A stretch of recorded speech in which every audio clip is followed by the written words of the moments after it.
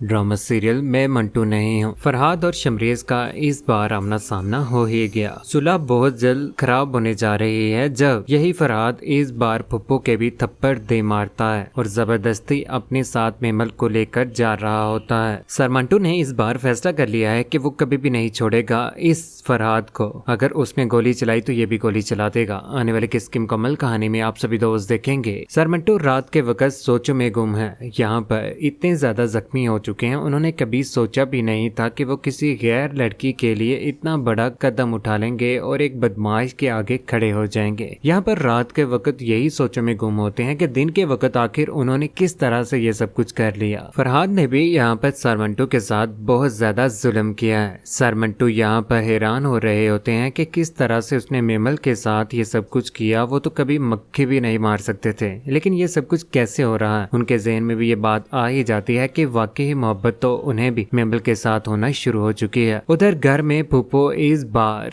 Mammal के ऊपर बोल ही पड़ती हैं। कहती हैं कि लड़ जाएगा, वो जान के ऊपर खेल जाएगा। मोहब्बत जब पैदा होती है ना तो वो 8-10 दुश्मन उसके साथ पैदा हो जाते हैं। यहाँ पर फरहाद उसका सबसे बड़ा दुश्मन है। मेमल यहाँ पर सोचों में गुम होती है। यहाँ पर कहती है कि फूफो आप जो भी कहते हैं वाकई बात तो आपकी ठीक है। मुझे भी समझ नहीं आ रही कि सर मंटू के इतना ज्यादा ख्याल और उनके इतना ज्यादा करीब और उनके घर भी मैं चली गई उसका ख्याल रखने के लिए। मुझे समझ नहीं आ रही कि आखिर सब कुछ क्या है। गुड़िया तो समझ नहीं रही, ये मोहब्बत ही है जो तुम्हें आहिस्ता आहिस्ता होती चली जा रही है। मेमल को मोहब्बत थोड़ी ही होगी, लेकिन यहाँ पर फुप्पो जिस तरह से कर रही है ना वो तो मोहब्बत बहुत ज्यादा बढ़ा देगी उन दोनों के बीच में। उधर यूनिवर्सिटी में चले जाने के बाद इस बार पहुंच ही जाती है यहाँ पर मेमल भी। मेमल इस बार फरहाद की बहन को कह देती है, कहती है कि तुम्हारे भाई की हरकतें देखी हैं क्या है। मुझे नहीं लगता कि ये सुलह ज्यादा देर तक चलेगी। तुम्हारा भाई जिस तरह से जुनूनी हुआ है ना, मुझे नहीं लगता कि वो ज्यादा देर जी भी पाएगा। यही बात सुनने के बाद यहाँ पर उसकी बहन परेशान हो जाती है कि वाकई फरहाद को समझाना चाहिए। अगर इन दोनों खानदानों के बीच में इतनी देर के बाद सुलह हो गई है तो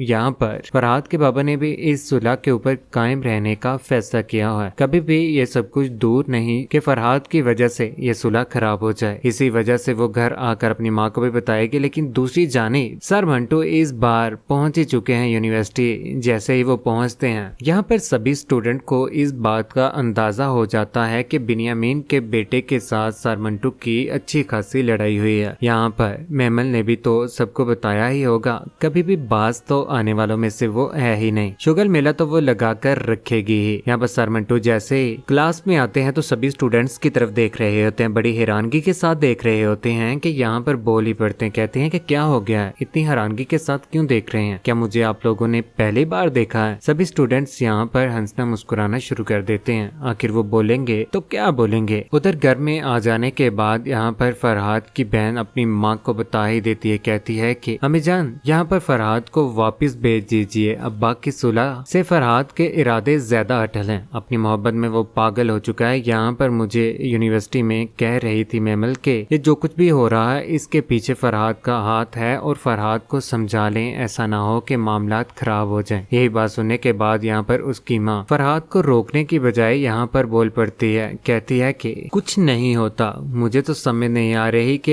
ये सुलह इन्होंने की क्यों है। यहाँ पर उसकी माँ बिल्कुल भी उस अपनी बेटी के साथ नहीं लेती। कहती है कि बहुत सारे देखें ऐसे दावे करने वाले जलकर खुद ही बुझ जाते हैं। इसकी मोहब्बत का ये जो भूत इसके सर के ऊपर सवार है ना, बहुत जल्द ये मिट भी जाएगा। यहाँ पर इस बार अहमद बहुत ज्यादा परेशान रात के वक्त। उसे भी तो इस बात का अंदाजा हो जाता है कि फरहाद किस तरह की हरकतें कर रहा है। यहाँ पर परेशान बैठा होता है क्योंकि वो तो आउट ऑफ कंट्री से आया है, ऑस्ट्रेलिया से। उसकी सोच वाकई पॉजिटिव होगी। पाकिस्तान में रहते हुए यहाँ पर फरहाद की सोच बहुत ज्यादा नेगेटिव हो चुकी हुई है। सब्र तो उसके अंदर है ही नहीं। मुआशरे की तलखियां तो वो अब बर्दाश्त कर ही नहीं सकता। यहाँ पर अपने भाई के पास आ जाता है। कहता है कि शादी तो मैं मेमल के साथ ही करूंगा और रही बात इस सुलह की तो मुझे इससे कोई भी मसला नहीं है। यहाँ पर उसका भाई कहता है कि हमारी सुलह है, बेहतरी इसी में है कि चुप रहो। यहाँ पर सुलह जीत गई तो मैं मेमल हार जाऊंगा। नहीं भाई, ऐसा कभी भी नहीं होगा। मैं जान वार दूंगा, मैं कभी भी मेमल को नहीं हारूंगा। उसके साथ मुझे मोहब्बत हो चुकी है। उसकी ये बात सुनने के बाद यहाँ पर उसका भाई भी परेशान होता है कि आखिर इसे हो क्या क्या हुआ है, ये अपनी इस बात के ऊपर क्यों अटल हो चुका है। इसकी जिद जिद है या कोई और बात है? क्या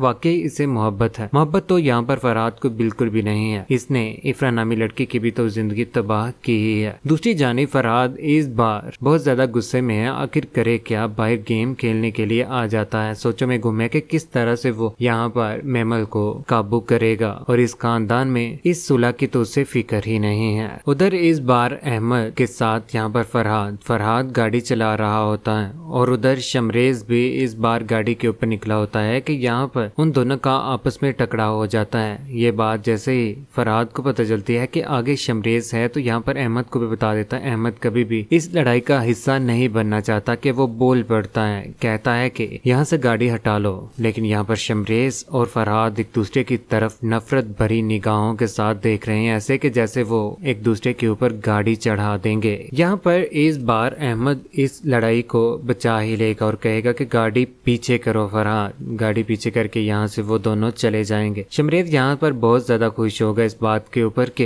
ये हमारे रास्ते से खुद ही हट गया और उसकी जीत हो गई। जीत कैसी? एक दूसरे के रास्ते में आकर रुकावट पड़ना और ये सोच रखना कि उसकी जीत हो गई है। ये कोई जीत नहीं बल्कि ये जाती रंजिश है और दुश्मनी है, नफरत है जो दिलों में इन दोनों के बसी हुई है। दूसरी जानिब इस बार यूनिवर्सिटी में ही बैठे हुए बोल पड़ता है सर मंटू के यहाँ पर अगर लड़ाई हुई इस बार तो अगर वो गोली चलाएगा ना, मेमल भी यहाँ पर मौजूद होती है। सर मंटू कहते हैं कि यहाँ पर मंटू भी गोली चलाएगा अगर उसने गोली चलाए। यहाँ पर मंटू को आखिर हो क्या गया है? मोहब्बत हो गई है या दीवाना हो गया है? यहाँ पर दूसरी जानिब शमरेज इस बार घर आकर तो ये बात बताएगा ही, लेकिन फुप्पो और मेमल जब बाजार में पीर मक्की भी जाएंगे और जब बाजार से आ रहे होते हैं तो यहाँ पर इस बात का अंदाजा दोबारा से फरहाद को हो ही जाता है। फरहाद इस बार फौरन से फुप्पो के ऊपर भी चिल्ला पड़ता है, कहता है कि फुप्पो हमारे रास्ते से हट जाओ, यही आपकी बेहतरी है। यहाँ पर फुप्पो बिल्कुल भी नहीं हटती कि किस तरह से हटे वो। मेमल को तो वो छोड़कर नहीं जा सकती। यहाँ पर इस बार अपनी खाला का इस बार अच्छे तरीके से अपने हाथों के साथ धुलाई कर ही देता है। सुरैया बेगम यहाँ पर पीट ही जाती है फरहाद के हाथों।